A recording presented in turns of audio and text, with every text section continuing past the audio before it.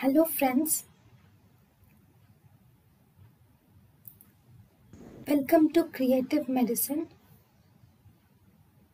In this lecture, we will learn about Delayed puberty. In delayed puberty in females, secondary sexual characters have not appeared by 13 years of age.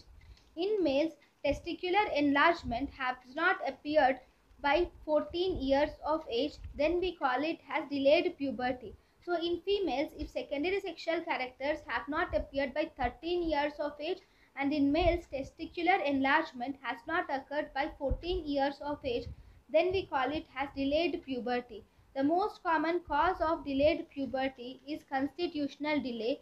It is more commonly seen in boys. In females, delayed puberty is generally pathological. The drug of choice for delayed puberty is pulsatile gonadotropin releasing hormone. Precaution.